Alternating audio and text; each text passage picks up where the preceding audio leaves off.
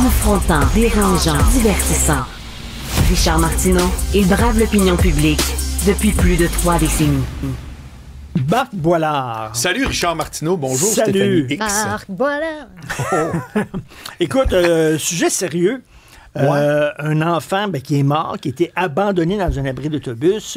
L'autre jour aussi, il y a un enfant qui avait été abandonné à la porte d'un domicile. Tu te souviens, il y a quelques mois, il y a une femme qui avait laissé son enfant sur le bord de la route, puis tout ça. Là, puis, il y a des gens, ça c'est un tabou, là, on n'en parle pas, mais il y a des gens qui sont pas outillés.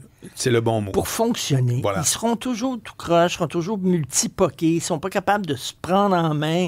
On fait quoi avec ces gens-là? Alors, moi, je vois 2 catégories là-dedans. Il y a une catégorie irrécupérable, ça peut être même pour des raisons littéralement pathologiques, sociopathes. Santé mentale. Bon, OK, ça, c'est une catégorie. Toxicomanie. Bon. L'autre, il faut poser la question, est-ce que tout s'enseigne, Richard?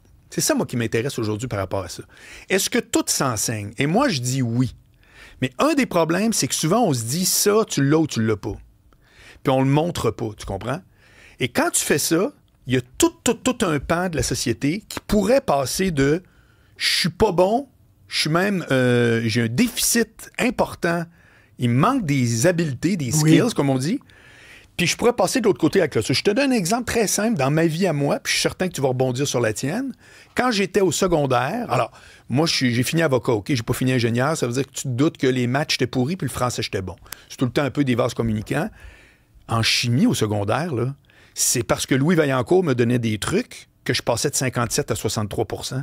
Je passais mon cours parce que quelqu'un qui connaît ça, puis qui était bon, me donnait un truc. Je devenais pas un expert, Richard. Je devenais juste quelqu'un qui était capable de passer son cours de chimie. Or, si on avait cette même approche-là à l'école, dans la vie, dans la société, de dire, faut pas que tout le monde devienne un expert. Quand tu joues au soccer, t'es pas obligé de finir dans une grosse ligue. Il faut que tu sois capable, puis il faut qu'un coach te montre à dire, on va jouer de même, ça c'est les règles, etc. Mais même les parents, j'imagine, il y a plusieurs générations de ça. Il y a des connaissances qui se transmettaient.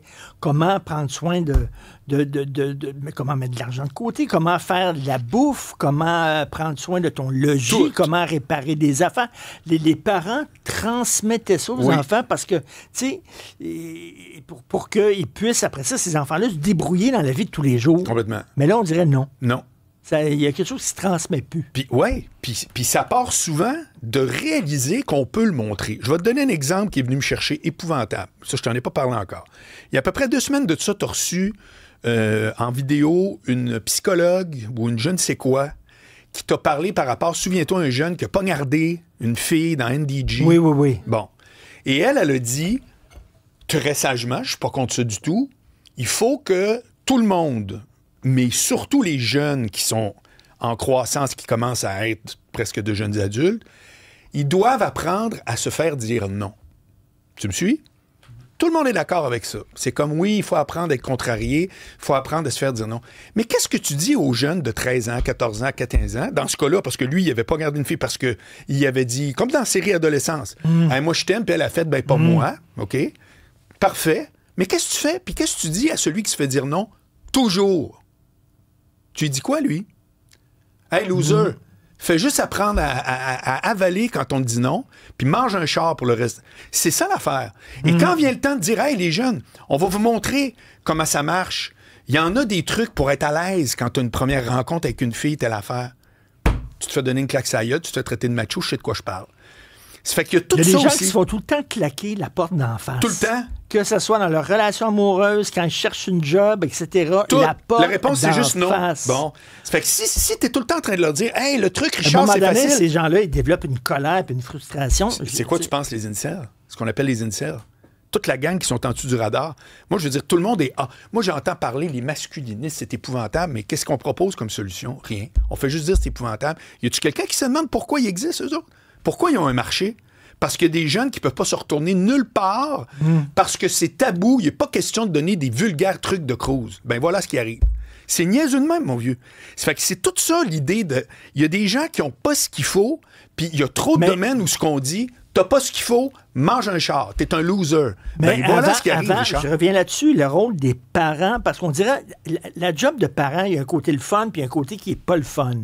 On dirait qu'on va avoir rien que le côté le fun. Voilà. Puis le côté pas le fun, c'est de prendre du temps, puis de dire à ton enfant, tu sais, nous autres, contrairement aux chevaux, là, un cheval, ça vient au monde, là, ça sort là, de sa mère, puis c'est ses 4 pattes, puis ça galope.